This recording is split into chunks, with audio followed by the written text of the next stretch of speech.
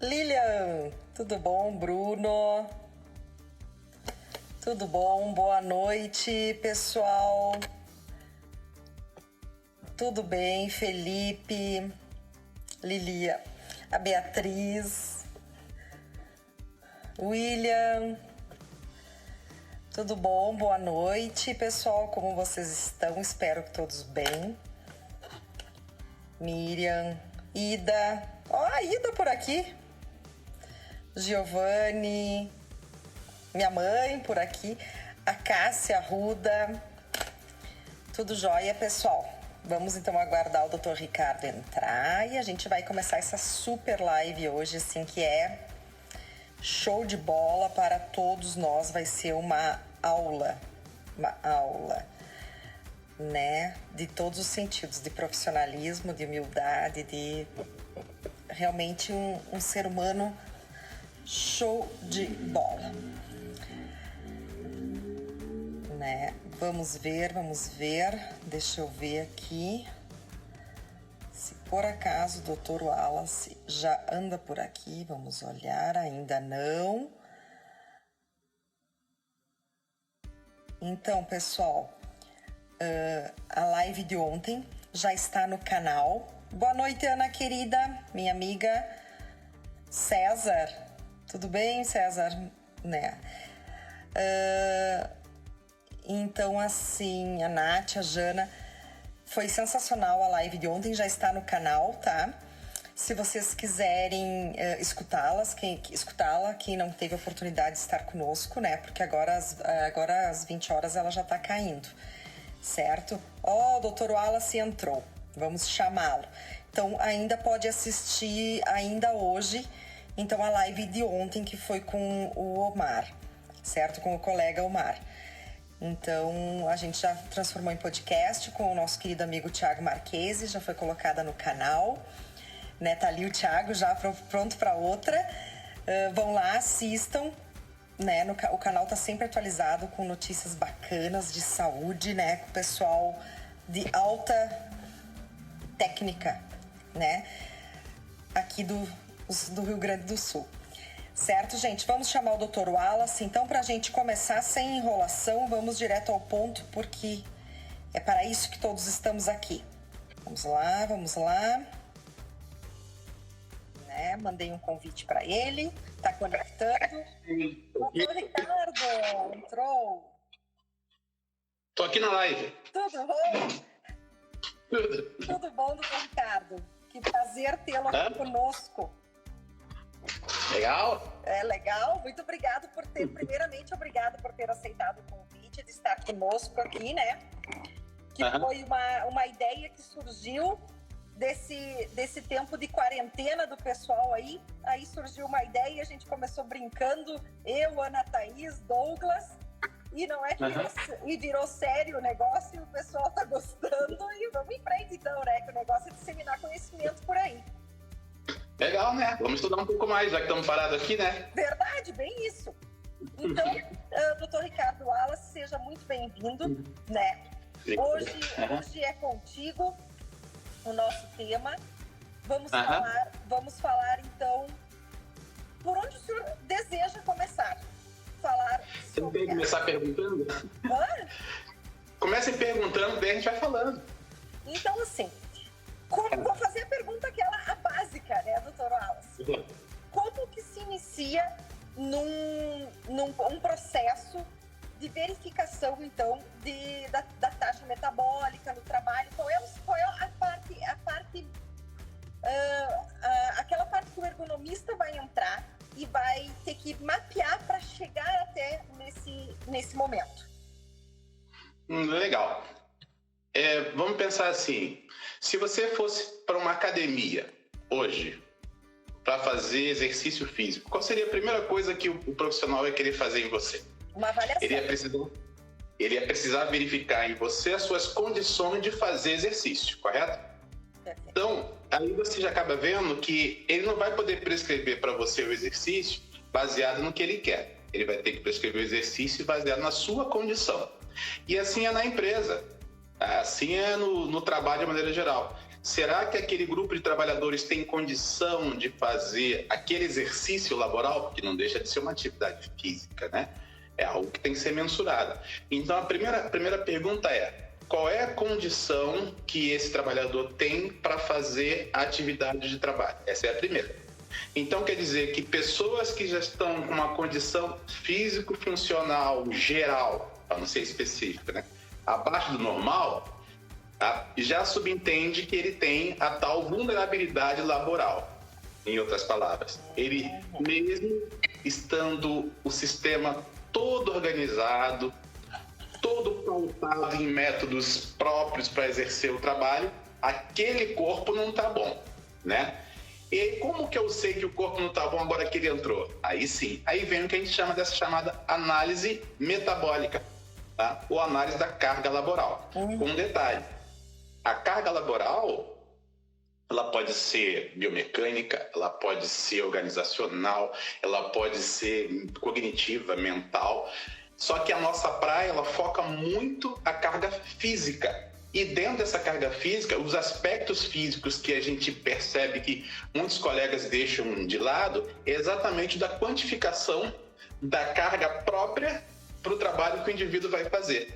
Então, eu tenho que mensurar gasto energético. Né?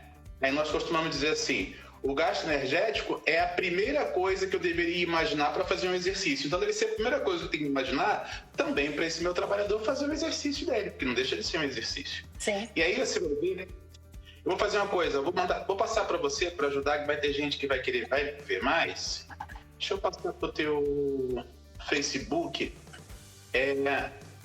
Um material que, para quem quiser ir mexendo já de uma vez, já vê. Um material passei para você, uma senha para entrar na universidade virtual lá, que tem esse curso nosso, para já entrar no material. Entre no material para a gente.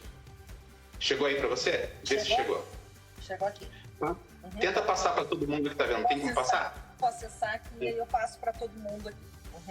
Vou fazer isso. Então, existem métodos de análise dessa condição, tá, do indivíduo exercer o trabalho, que a gente chama de condição metabólica. Por que metabólica? Nós estamos falando de entrada e saída de energia no sistema, né? Metabolismo nada mais é que colocar energia no sistema e tirar do sistema, ou seja, basta estar vivo para estar em processo metabólico. Então, é uma análise energética. Né? E dentro desse perfil de análise energética, nós temos diversos métodos para medir essa análise energética. Tá? No material, se vocês conseguirem abrir, eles vão ver lá que tem, por exemplo, monitorização dos passos do indivíduo, tem o consumo de oxigênio do indivíduo, tem a monitorização da frequência cardíaca desse indivíduo, tem o acelerômetro, ou seja, um equipamento que pela mudança de posição dele transforma isso em perfil calórico. Então, ferramentas nós temos dezenas. Só que para você chegar em uma determinada empresa com uma ferramenta muito robusta, tá? Muito cara, de repente você não consegue fazer o que você queria. Pra você ter ideia, tem ferramenta até em nível de questionário. Se você é uma empresa pequena no escritório, você pode até usar questionário. As margens de erro são controláveis, cada uma delas tem a sua validação. Mas o que a gente preconiza? Nós preconizamos que o trabalho numa empresa tem que ser uma análise metabólica própria porque aquele setor daquela empresa pode. Então, quer dizer que você pode usar vários métodos. Tá? Então, o mais usual, a monitorização contínua da frequência cardíaca. Tá? Por quê? Subentende-se, Karine, que existe uma relação quase linear entre o aumento do consumo calórico, tá, ou do gasto energético, com o valor de frequência cardíaca. Tá? Isso é bem proporcional. Então, quer dizer, se está subindo a frequência cardíaca, está subindo o gasto calórico. E aí nós vamos entrar naquela faixa que a CIF pede para a gente. Qual é o máximo, qual é o mínimo? E aí, na análise laboral, nós temos 2 pontos. O mínimo para ele não ser sedentário e o máximo que ele pode trabalhar com a intensidade, com a carga, com a magnitude limite. Correto? Quando a gente usa a ferramenta de monitorização da frequência cardíaca, fica muito fácil, porque eles utilizam um método chamado método da carga cardiovascular, que é o mais usual. Tá? Óbvio, se eventualmente eu tivesse um MedGen, um equipamento portátil, ou 200 MedGens, que mede o gasto calórico imediatamente, seria muito mais viável para mim, mas ele é muito mais caro. Então, esse método da frequência cardíaca, que já era falado por grande Jean lá atrás, já era falado por Ítalo Ida lá atrás, Antônio Laville, tá? E tinha grande Jean, até coloquei no material de vocês, para vocês verem lá, daria para fazer, tá? Sim. Mas, com o monitor de frequência cardíaca, eu consigo saber o limite mínimo e o máximo. Aí eu tenho uma faixa para análise metabólica. Até aí tudo bem? Estão compreendendo? Tudo certo. Só avisar então o pessoal, eu coloquei aqui abaixo, pessoal, todos os dados que o doutor Ricardo me passou. Login, senha e o endereço para entrar na universidade virtual, tá ali, tá? Então, para vocês poderem acessar o material agora ou mais tarde, isso fica a critério. Eles vão entrar como convidados, né? Então, entrar como convidado lá, aí tem direto acesso ao material. Vai ter meus cursos convidado, que é direto lá. Tá. Viu uma toalha, mãe? Então, cadê o danado aqui? Tá. Então, veja bem. Quer dizer que a análise metabólica nada mais é procurar essa faixa que esse trabalhador ou esses trabalhadores estejam efetivamente fazendo o seu serviço que não prejudique eles. A gente costuma dizer que o trabalho do sedentarismo laboral é insalubre. E o trabalho com a carga acima do normal também é insalubre, né? Aí a pergunta que eu digo, se a carga baixa é insalubre, a alta é insalubre, isso existe na NR15? Não é essa insalubridade que nós estamos falando. A insalubridade quer dizer que é algo ruim para a saúde. E aí, se aquele corpo daquele trabalhador está abaixo do normal, e além de estar abaixo do normal quer dizer com deficiência de força geral, com obesidade, eventualmente com obesidade central, com diminuição de mobilidade articular, ou uma doença de base, não importa. Se ele já estiver abaixo do normal, mesmo que o trabalho esteja totalmente acertado, a carga acaba sendo alta para ele, tá? E é engraçado, sabe, Karine, que o que a gente mais verifica não é nem tanto a carga alta, porque a gente costuma dizer que a carga alta ela é autolimitante. Quando você não consegue fazer um trabalho alto, tá? Você acaba parando ou você quebra e não consegue fazer. O pior é o que a gente vê hoje, que é o chamado sedentarismo laboral. Então, os nossos analistas de carga laboral, na realidade, estão fazendo análise de sedentarismo laboral, tá? Porque eu tenho indivíduos que ficam muito tempo sentados. Em função de estar sentado, a literatura é muito clara, eu tenho vários processos degenerativos metabólicos sobre ele, né? Isso também me ajuda a diminuir a capacidade dele utilizar membros superiores ou membros inferiores naquela ação dele, tá? Então, a massa de trabalhadores hoje no nosso Brasil são trabalhadores sedentários. E aí é que vem um detalhe. Quando o trabalho é acima do normal, fica fácil, a gente faz a pausa, existe cálculo para pausa, tem diversos cálculos para pausa. Eu gosto muito do método da carga cardiovascular, que eu não falei, mas o cara para e acabou. E o cara que está trabalhando sedentário há 1 ano, 2 anos, 3 anos, 4 anos, 6 anos, ele continua trabalhando. Então, acaba se dizendo que aquele trabalho leve seria um trabalho adequado, mas não é. O trabalho adequado é um trabalho onde ele vai permitir um ajuste físico que consuma a energia própria daquele movimento sem ultrapassar a capacidade músculo-esquelética cardiopulmonar e que também não fique abaixo para também não prejudicar a capacidade músculo-esquelética cardiopulmonar. E hoje, graças a Deus, nós temos no nosso lado a CIF, né? A CIF, a Classificação Internacional de Funcionalidade, que ela dá para a gente exatamente o norte, demonstrando que, olha aqui, daqui para cá é pepino também. E aí a gente consegue quantificar, tá? E vender esse produto quantificável para a empresa, tá? Ou seja, a empresa hoje quer saber se o trabalhador dele é sedentário, mas também quer saber se a carga física de trabalho, a carga metabólica está alta, tá? Então, resumindo, tudo isso na introdução. Se eu souber a condição física desse trabalhador e souber como que aquele corpo se comporta em limite abaixo do normal ou acima do normal, trabalhando, aí eu consigo dizer em percentual qual é o risco metabólico que ele tem. A palavra é exatamente essa, risco metabólico. Que na realidade, Kari, são 2.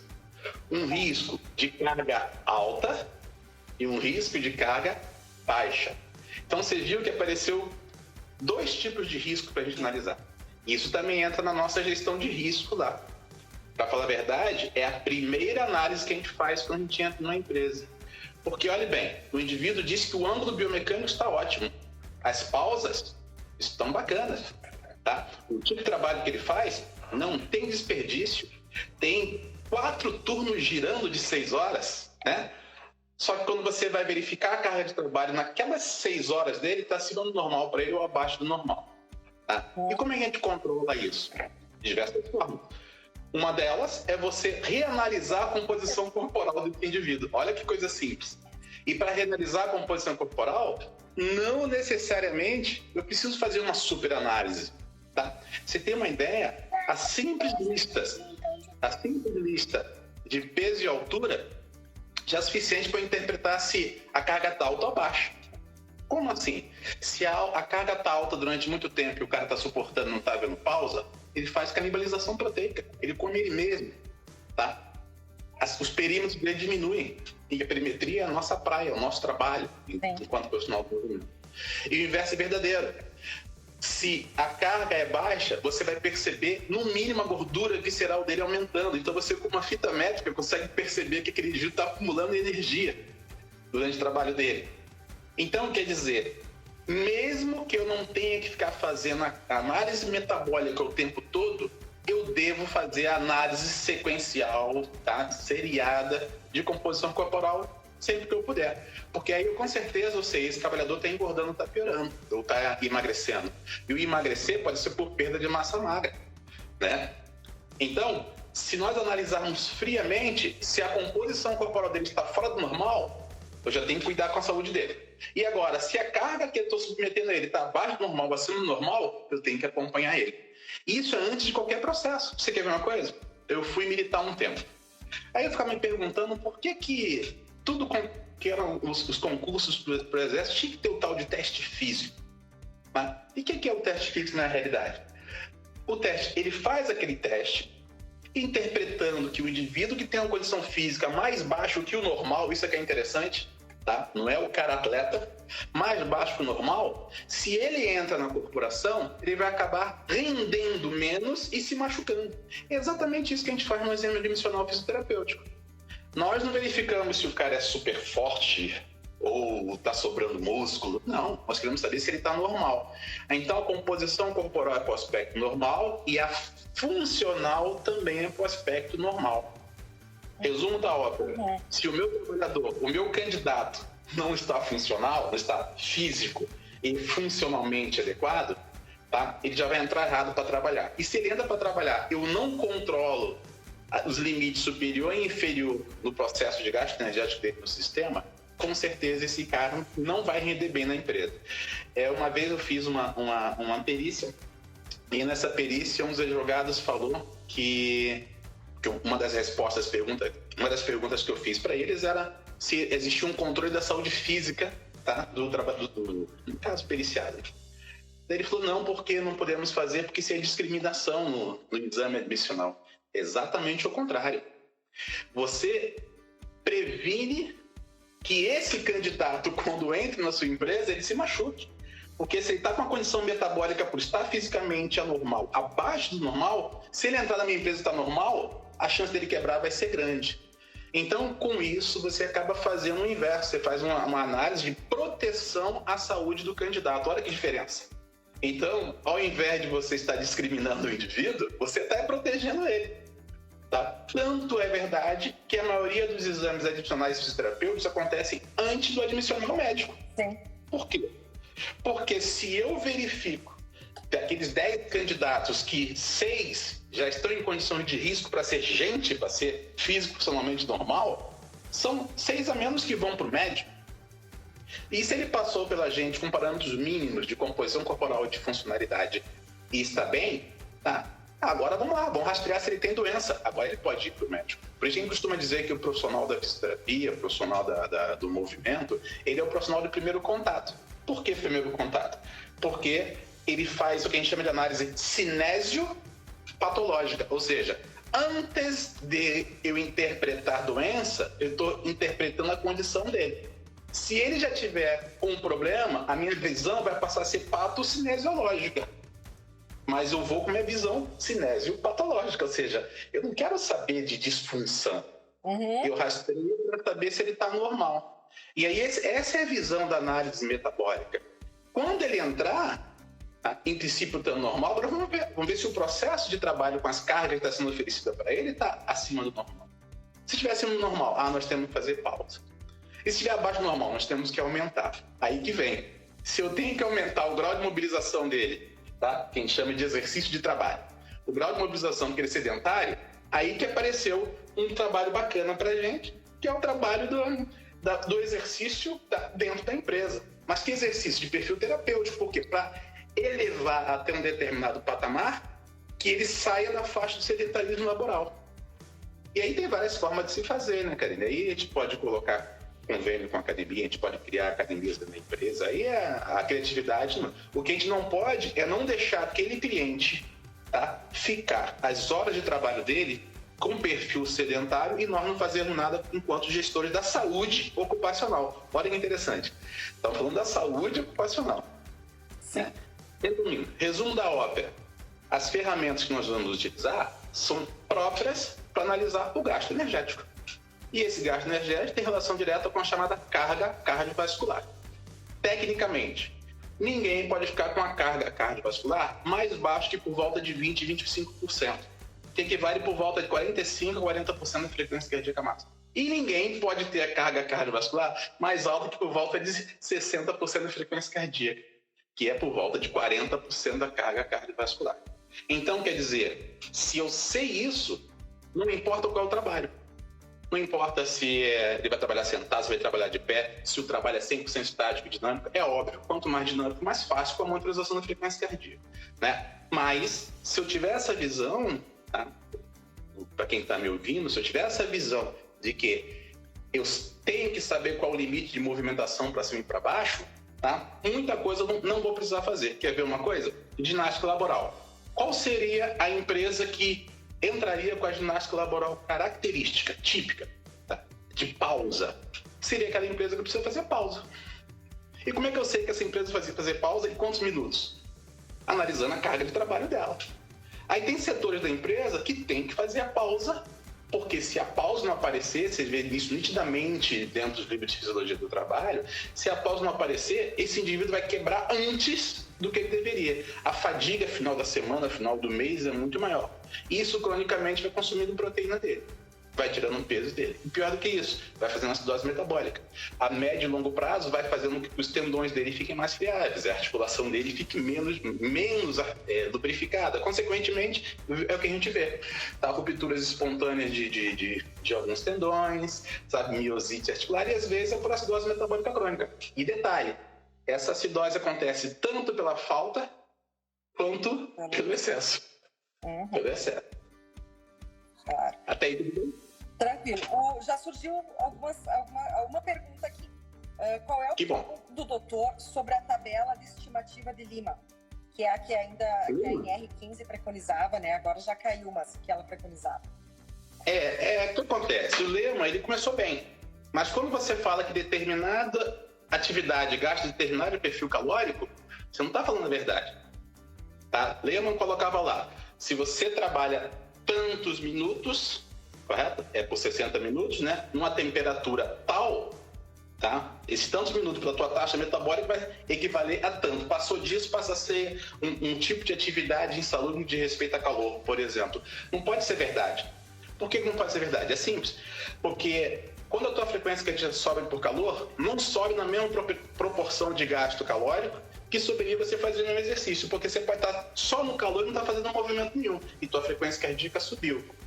Por isso que usar o termo carga cardiovascular é melhor, porque o que eu estou verificando, antes de mais nada, é a falência desse alvo aqui, do meu músculo-alvo, que é o músculo cardíaco. Então, se está subindo a frequência, Karine, porque está calor, porque eu estou estressado, ou porque eu estou fazendo um movimento, pouco importa. O que importa é que ela não pode ultrapassar o 40% da carga cardiovascular. Tanto isso é verdade que existem algumas equações de análise de gasto calórico de trabalho e de exercício em consequência, que se baseiam no monitor de frequência cardíaca.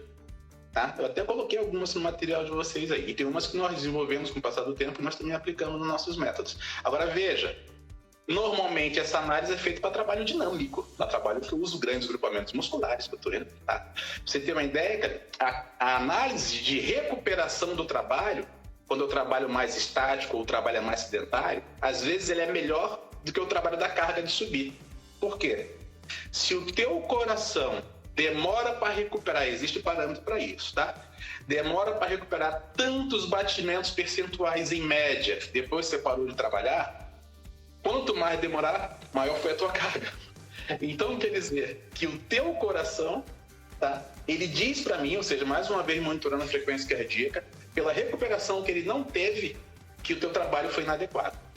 Por exemplo, análise de carga cognitiva, a gente usa muito mais, tá, frequência cardíaca de recuperação do que de carga de trabalho. Por quê? A de carga de trabalho eu já sei que é baixa, eu já sei que ele é sedentário. Agora eu quero saber o quanto essa demanda está prejudicando fisicamente aquele indivíduo. Era mais ou menos assim, até 3 minutos de recuperação, em média, eu tinha que ter por volta de pelo menos 30% de recuperação. Pelo menos.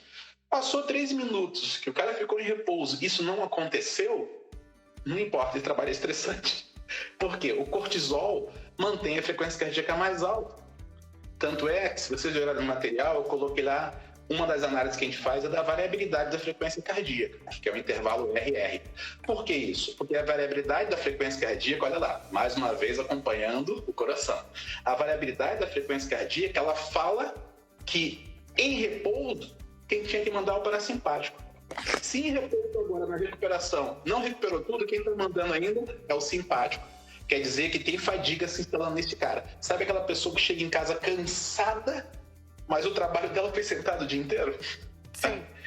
Essa mulher está com uma baixa variabilidade de frequência cardíaca, ou seja, entre um batimento e o outro tinha que ter uma variação interessante, tá? Sem caracterizar a arritmia, dentro do intervalo de tempo. Se ele não tem isso, se esse trabalhador não tem isso, tá? Então, ou seja, é a nossa parte na análise cognitiva, é a nossa parte na carga mental do trabalho. Ou seja, está na nossa mão. Isso é por isso que eu gosto muito da monitorização da frequência cardíaca. Eu consigo usar em várias situações. Para o estresse, para o trabalho alto, para o trabalho baixo, correto? Para a dor. Para cognitivo, para organizacional, para tudo. Ela com certeza. E por isso que a gente costuma dizer que hoje é muito mais fácil eu vender controle do que vender procedimento. Por quê? Eu controlo se os outros estão fazendo certo ou não. Sim. Né? Virou o mote do nosso sistema. Ah, tua empresa tá boa, tá bem. Então vamos lá. Ela é sedentária? O cara, não, ninguém é sedentário, não. O pessoal, eles levantam. Sedentarismo é uma análise quantitativa antes de ser qualitativa. Por que isso? Porque existe uma quantidade normal de movimento que todos nós devemos fazer para considerarmos fora do sedentarismo. E eu não vou saber essa quantidade se eu não souber a composição corporal.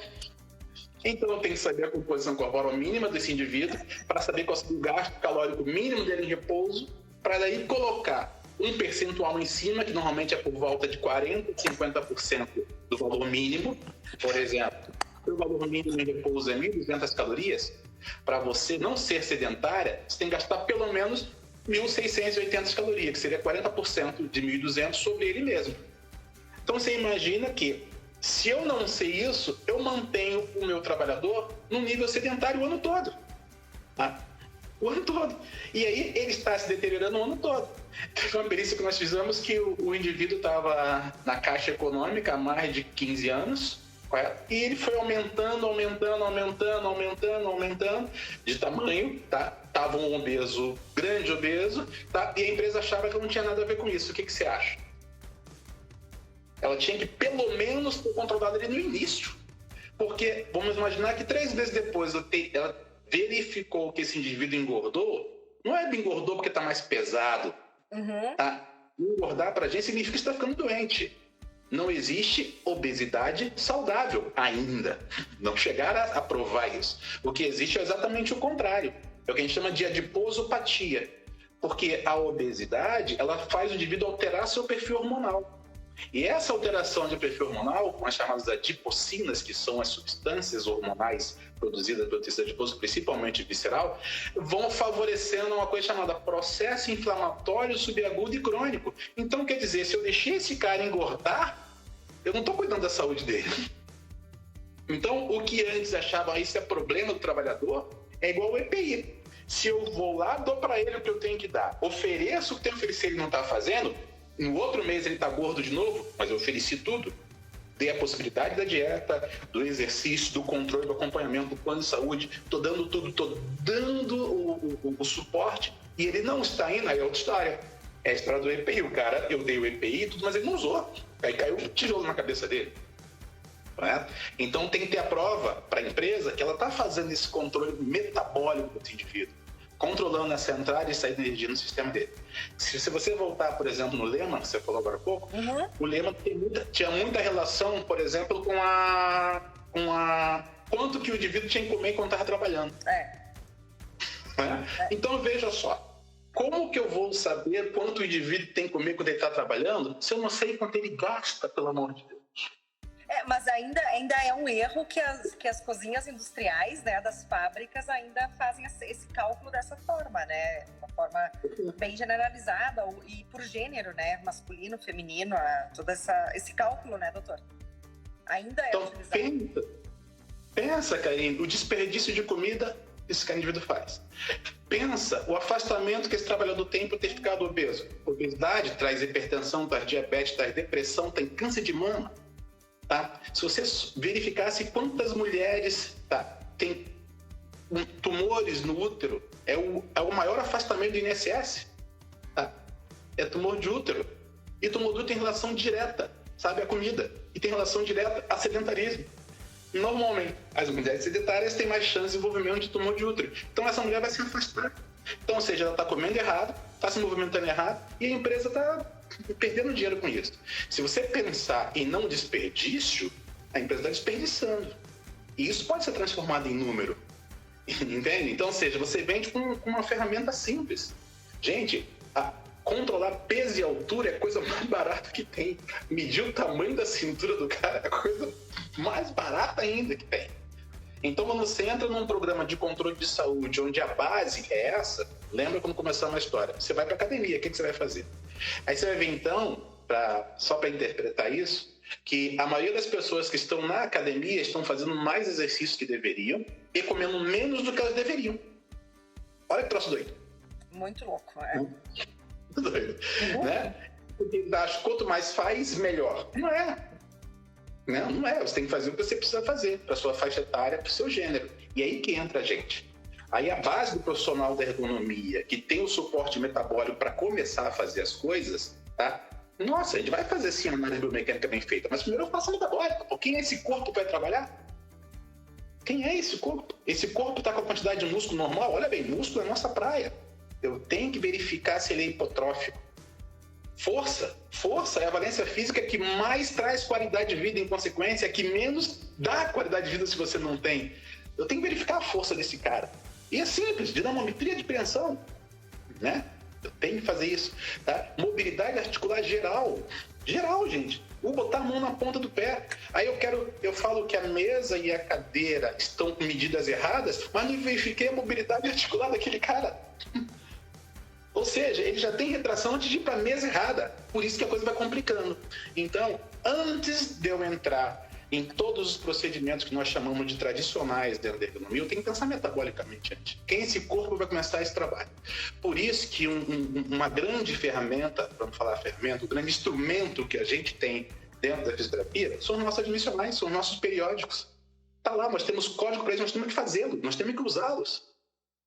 E não importa se eu vou usar uma ferramenta mais rebuscada ou mais barata, mas eu tenho que ter um marcador, eu tenho que ter um indicador que está dizendo, ó, o setor A é mais obeso que o setor C. Temos que focar o setor A. O que está acontecendo ali? Entende? Então, essa interpretação metabólica faz a gente melhorar um monte de outros dados nossos. O Brasil está gordo. Obviamente, os nossos trabalhadores estão o quê? Gordo. O Brasil está sedentário. Obviamente, nossos trabalhadores são o quê? Sedentários. Então, a gente está interpretando o sistema de trabalho como se, na realidade, o trabalhador fosse outro tipo de gente. Não, o trabalhador é a população brasileira. É ele que está gordo, é ele que está com a cintura alta, é ele que está com baixa de força. Né? É esse cara por isso que eu gosto de trabalhar nessa área. Por quê? Porque tem muito. E é um trabalho super simples, super fácil. Sabe? Eu emito laudos de carga de trabalho. Tá? Você viu? Laudo de força. Essa é a minha praia, laudo de obesidade. Então, nós temos a faca e o queijo na mão, tá? Por sermos profissionais de primeiro contato. Então, nesse primeiro contato, se eu tenho uma visão metabólica, eu não vou quebrar lá na frente. Porque lá na frente, com certeza, se aquele corpo está rígido e teve algum problema ali, pode ter sido a gestão da dinâmica do movimento e tal, que é aquele controle que a gente tem que fazer também dentro da ergonomia. Mas antes disso, a visão é pensar metabolicamente. Pensa na carga. É sedentário? Vamos colocar a carga. Está acima do normal? Vamos colocar pausa. E o que fazendo nessa pausa? Opa, aproveitando a pausa para fazer ginástica laboral. E qual vai ser o minuto de pausa? Proporcional à carga que está alta. Conforme ele vai melhorando, eu vou diminuindo essa capacidade. Os últimos estudos sobre sedentarismo qualitativo, que é o ato de ficar sentado, tá, dizem que 30 minutos já é tempo suficiente para o cara começar a ter degeneração do processo físico dele. Tá? Alguns estudos mostram que a lipase sensível ao hormônio já começa a não trabalhar certo. Quer dizer, eu já começo a fazer gordura visceral. Então, o indivíduo não tem que trabalhar sentado, ele tem que trabalhar pouco sentado. Fez meia hora, levanta. E aí nós temos que fazer isso acontecer. Não importa que seja levantar, sabe, para beber água que está lá do bebedouro, lá no canto lá. Mas ele levantou, tá? E o que a gente vê é exatamente o contrário. Né? Muitas empresas não permitem que o cara se levante antes do intervalo certo. E o teu intervalo não é o meu. Sim. Correto? Porque metabolicamente você é diferente de mim. Tá? Então, nessa de achar que se colocar tudo padronizado em termos de tempo de pausa vai ser bom, não vai. Tá? E a gente está vendo isso no grupo de perícias que nós fazemos, nas empresas que nos contratam para fazer análise. Tá? Então, seja, esse diagnóstico mínimo metabólico é um formato muito bom, tá? Do profissional do movimento, fisioterapeuta, profissional da educação física, do meio de trabalho, tá? Chegar na empresa.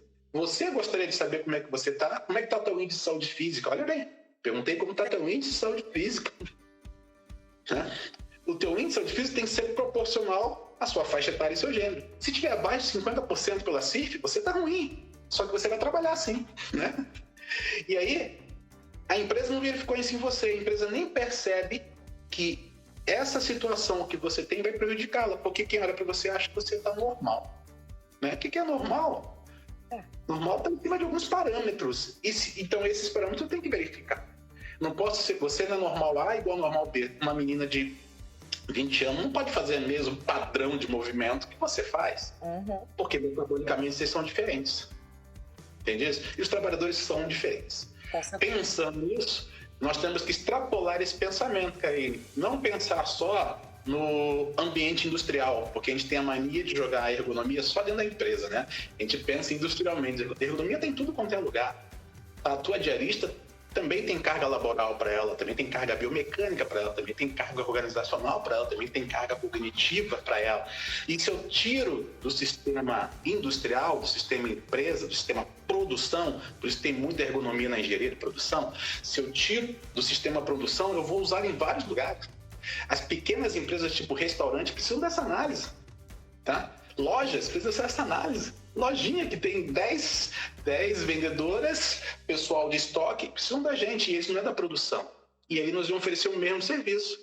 Como é que está a carga de trabalho de vocês? Como é que está a composição corporal de vocês? Então, se eu vender para ela o controle dessa saúde física, olha lá, o controle dessa saúde física, não importa em que situação, eu estou sendo um profissional do movimento, estou fazendo minha ergonomia e vamos ter mercado. E não vamos brigar com ninguém. Sim, a visão é sempre cinésio patológica. Se for patocinésiológica, muita gente faz. Tratar o equilibrado, muita gente faz. O que é, por exemplo, a NR1 está falando hoje? Prevenir. Prevenir o quê, gente? Vocês viram lá, a maior parte dos afastamentos são de ordem física, não são cognitivos. Então tem que focar o físico.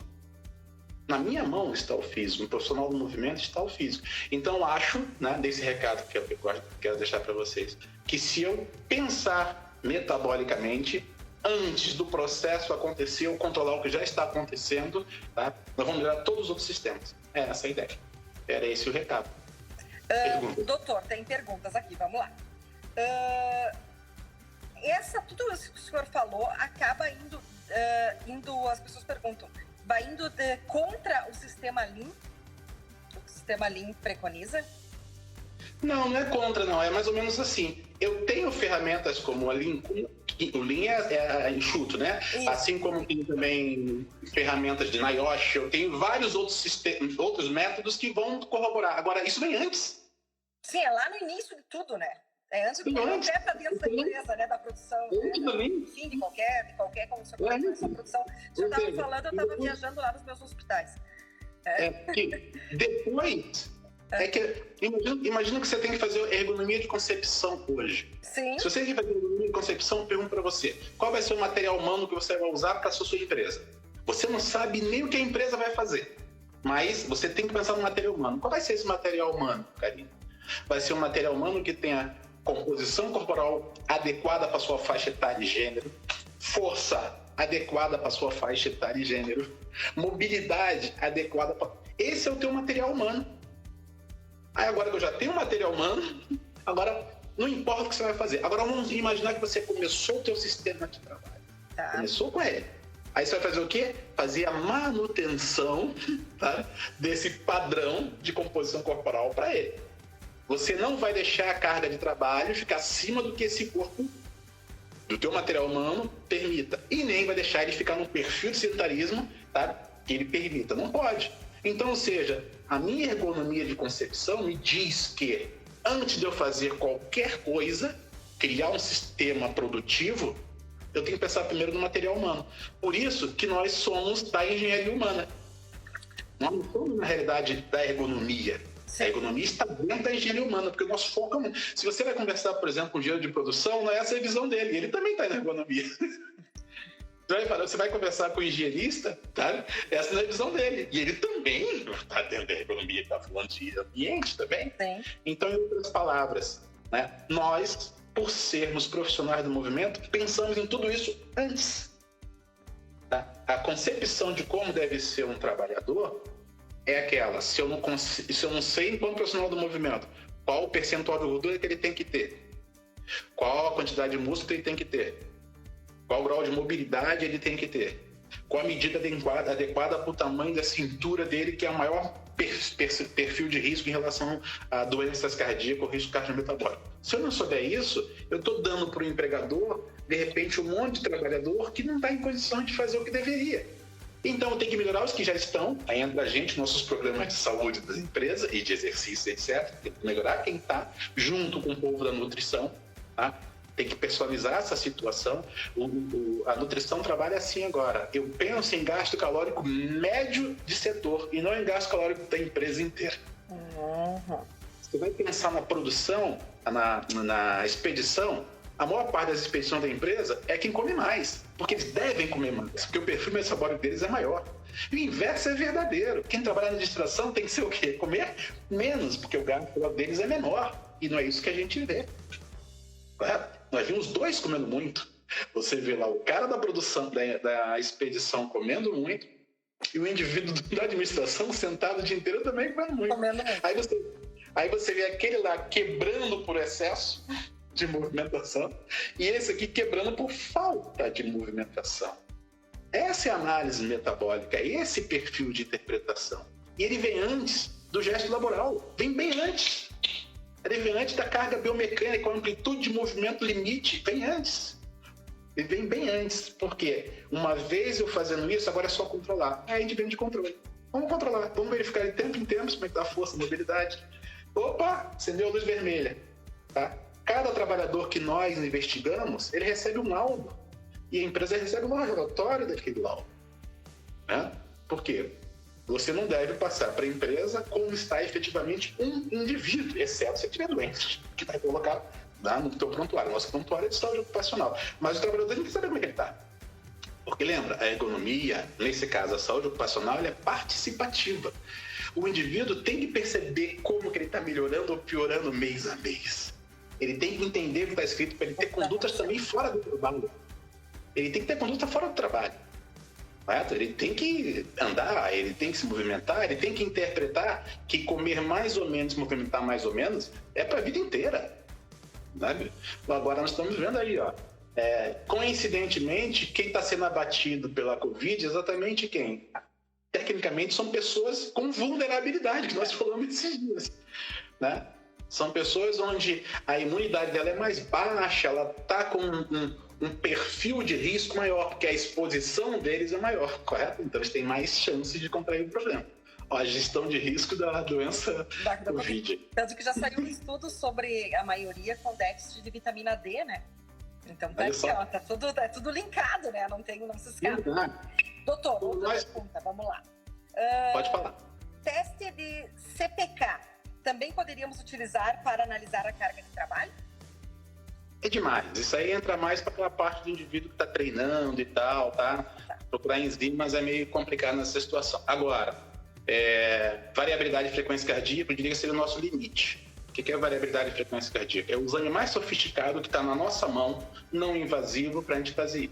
Tá? Nesse intervalo, a gente passa por um monte de coisa, inclusive pela termografia, tá? Eu consigo verificar pela termografia a taxa metabólica do indivíduo, o grau de mobilização local, quando ele está fazendo um trabalho estático, tudo isso a gente vai analisar metabolicamente. Mas, de uma maneira geral, eu não tenho porquê, sabe, analisar um indivíduo como um atleta ou quem fez um infarto, porque eu tenho ferramentas para chegar antes disso, entende? Exatamente para quando eu chegar no meu ponto crítico, eu pedir para alguém, o cardiologista, o médico de trabalho, ou seja, faça aí para mim, por favor, análise disso, será que? E vai interrogando.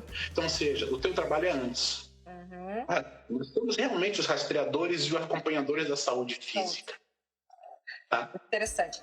Outra questão, já que já tínhamos falado, aproveitando o gancho aqui, sobre a definição da pausa, hoje muito adotada a cada 2 horas trabalhada. O que o doutor pensa disso? Um X, pode fazer um X. Não procede. Eu não posso colocar intervalo, sabe? Pensando, porque é hora de almoço, vamos dizer assim. Eu tenho que dar a pausa proporcional ao que aquele setor precisa de pausa. Você quer ver uma coisa? Sazonalidade. Vai chegando outubro, novembro, dezembro, a velocidade da linha de produção aumenta. Consequentemente, o perfil metabólico, a taxa metabólica de trabalho aumenta. Então, a curva de pulso de frequência cardíaca aumenta. Eu aumentei a exposição ao risco. Que risco? Risco metabólico, beleza? O que eu tenho que fazer, então, se isso aumentou? Eu tenho que dar mais pausa. Mas aí o cara não quer dar pausa, porque ele já aumentou exatamente para produzir mais. Sim. Mas aí como é que você faz se você é responsável por esse controle de carga? Você anota como estava. E você anota como está agora. E você mostra para o gestor o risco que está tendo. Será que vai valer a pena você ganhar tantos milhões a mais para isso? Perante esse risco que você tem de, nesse grupo, daqui a 6 meses aparecer isso tudo já é estatística, né? Sim. Você pega o estudo de cara-juntura, já mostra, tá? Por isso que a gente fala 180 dias para média. Normalmente o indivíduo está abaixo do normal, num trabalho não azeitado, vai ser por volta de 6 meses para começar a aparecer problema. Então, você tem um marcador, um indicador em sua mão para dizer, poxa vida, naquele momento lá, tinha que ter pausa. E essa pausa ia ser um tempo maior do que a pausa de antes. Agora, se ele já estava trabalhando com uma faixa de estímulo bem baixa aqui, ele poderia subir mais até a carga cardiovascular limite e não ter pausa. Então, ou seja, eu não posso dizer que são a cada 2 horas, 1h40, 30, eu não posso, eu que tenho que dizer. Uma ocasião nós perdemos, a nossa empresa perdeu um contrato, vou até dizer o nome, com o Tribunal de Contas lá no Paraná, porque eles fizeram uma proposta de queriam ginástica laboral 3 vezes por semana, tantos minutos em tal setor. Aí eu perguntei, quem falou que deveria ser tantos minutos e tal setor que precisava? Mas é assim que todo mundo faz. Então o senhor chamou o grupo errado para trabalhar. Nós não queremos só fazer, nós queremos ajudar no processo. Vocês estão entendendo isso? Então, ou seja, eu perdi um dinheirão, né? Mas eu ia estar fazendo aquilo que eventualmente eu jurei que ia fazer. Eu me formei e falei que a minha profissão ia ser para o quê? Para o bem da humanidade, para a promoção humana. Então a gente tem que repensar isso aí também. Porque fazer só por fazer, gente, se é para ganhar dinheiro, eu costumo brincar.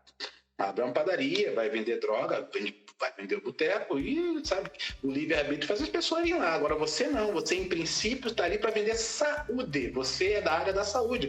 Nós não somos da área da doença. Nós somos da área da saúde. Ontem, ainda na live do Dr. Omar, eu ainda usei assim, eu disse, acho que está na hora do povo desconstruir que ergonomia não é bico. Né? Tipo, tu precisa de uma grana, vou fazer ergonomia. Não, ergonomia não é bico, é ciência, é estudo, é cuidar da saúde das outras pessoas, né? Justamente isso, veio tudo a fechar, assim, né? Show de bola, doutor. Você vê, Karine, se nós que estamos preocupados o tempo todo erramos, se imagina que não tá. Sim. Né? Sim. Né? Uma pergunta aqui. Que opinião sobre o questionário da fadiga de Couto o senhor tem? Eu sou muito rabugento com as minhas respostas, tá? Dá para ser aplicado dentro de um controle mínimo, vamos dizer assim. Porque o que nós precisamos são de indicadores internos, marcadores internos. Por exemplo, frequência cardíaca é um marcador interno, variabilidade é um marcador interno, enzimas é um marcador interno, débito urinário é um marcador interno, perda de músculo são marcadores internos. Você entende? Eu não posso, sabe, isso são ferramentas para nos auxiliar, mas com certeza, ninguém está jogando fora ovas, rebra, rula, naioshi, ninguém está jogando fora nada disso. Agora vamos lá, puxa vida. Olha só, por exemplo, vamos lá para a naioshi. A naioshi é uma das ferramentas, assim como o Kim, é uma das ferramentas ergonômicas de carga física, né? Beleza, então vamos ver. Eu pego 2 gêmeos, 2, correto? Irmão A e irmão B. Eu coloco lá 30 quilos na mão de uma caixa de 30 quilos cada um. Uma pega igual para os 2. Beleza? Distância de deslocamento igual. Horizontalidade igual. Distância do corpo igual. Aí, manda eles andarem 30 metros. Quando um volta com a frequência cardíaca de 80 batimentos e outra de 110 batimentos. A carga foi igual? Não. Então, eu não posso usar a naioshi para essa minha análise de carga. Agora, já azeitei o sistema. Já sei meus limites. Qual é o problema de usar naioshi? Agora, antes de eu interpretar como funciona aquele corpo, eu não posso. Eu estou mentindo para mim mesmo. É igual a história, por que no aeroporto as bagagens têm 23 quilos em média? Eu não sei. Por que eu pensei 23 quilos? Eu não sei. Não faz muito sentido. Correto? Não faz muito sentido, porque não é o peso em si, não é o objeto em si, é a capacidade de quem está fazendo aquele manuseio. E essa capacidade ela é física e tem um parâmetro médio para ela, e é aí que nós entramos. Nós que temos que liberar tal trabalhador para fazer aquele manuseio daquela carga que de peso absoluto, que equivale a um gasto calórico de tanto, ou metabólico de tanto, ou uma carga cardiovascular de tanto. Aí que está o nobre. Tá? E não é você falar, não pode pegar porque tem 23 quilos. Porra, 23 quilos para você pode ser super pesado. Você tem uma carga cardiovascular absurda. E para mim pode ser nada. E de repente eu sou mais velho que você. Então essa interpretação ela é necessária a ser feita. Tá? Mas nós temos que fazer exatamente o que nós somos profissionais do movimento. Sim. Eu não posso cobrar isso do engenheiro. Eu não posso cobrar isso do médico. Eu não posso cobrar isso nem do profissional de educação física. A visão dele não é essa. Mas nós somos aquele misto de movimento relacionado à doença e saúde, a função. Então, nós temos essa prerrogativa. Tanto é que a nossa profissão é a única das 14 da área da saúde que tem os 2 métodos, né, dentro dela. Nós temos patologia e cinesioterapia, sabe? Com cinesiologia. Então, isso coloca a gente numa posição relativamente privilegiada para poder agir dessa forma. Né? Doutor, nós temos 7 minutos porque o Instagram ele nos corta quando dá 1 hora, né? Então, aqui, deixa eu lhe perguntar aqui. Fica subentendido que teríamos que contratar somente gente saudável? Foi um questionamento. Não.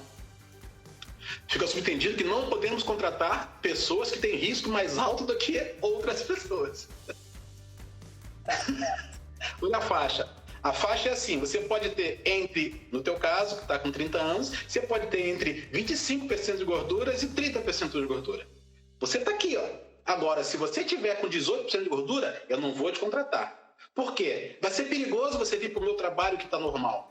E se você tiver 35% de gordura, eu tenho que observar. Por quê? Pode ser perigoso para o trabalho que eu vou te contratar. A interpretação é, você está além da sua faixa limite superior e inferior, Se você estiver, se eu te contratar, eu estou correndo risco de machucar você.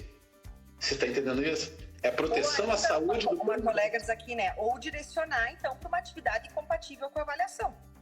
Normalmente, eles fazem isso no periódico com mudança de função. É isso, né? Porque não é para utilizar como um processo de exclusão, né? Jamais. Não, pelo contrário. Vou contar uma história para você. Tem uma empresa lá no Paraná, numa cidade chamada Piraquara, nós tivemos a sorte de fazer um trabalho com ela. E daí, olha o que aconteceu. O admissional primeiro é nosso, né? Aí o que aconteceu? A saúde da cidade melhorou. Por quê? Como essa empresa paga muito bem, todo mundo quer trabalhar nessa empresa. E quando descobriram que para estar lá não pode ser muito gordo nem muito fraco, o que aconteceu naturalmente com a população? Comecei a se cuidar. Então, ou seja, nós fizemos bem para a comunidade.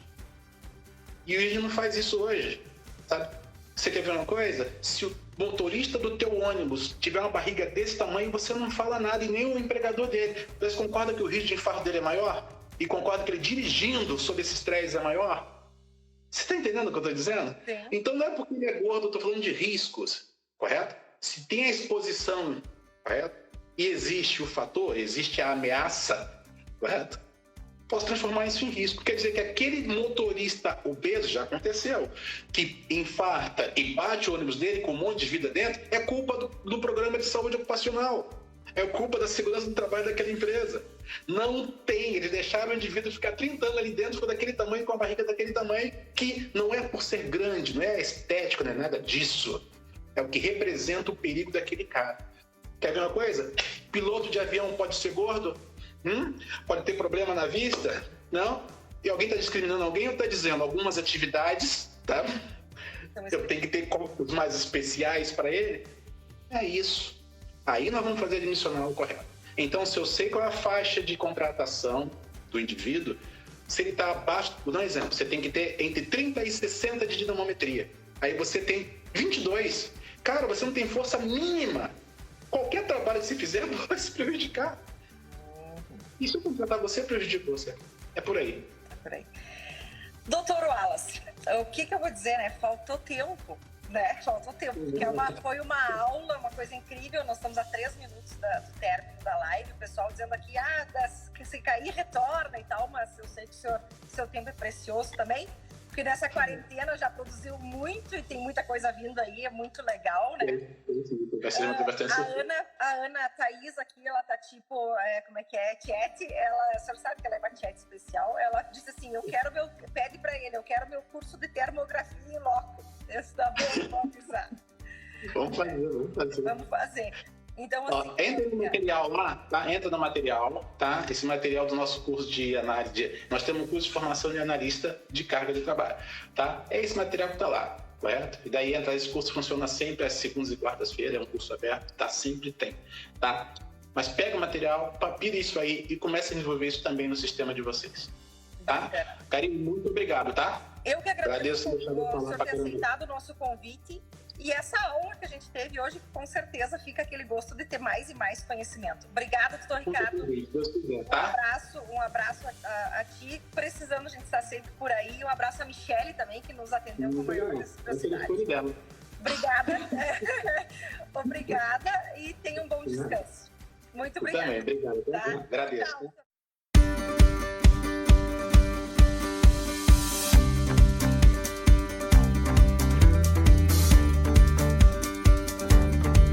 Negócio é Saúde é um oferecimento de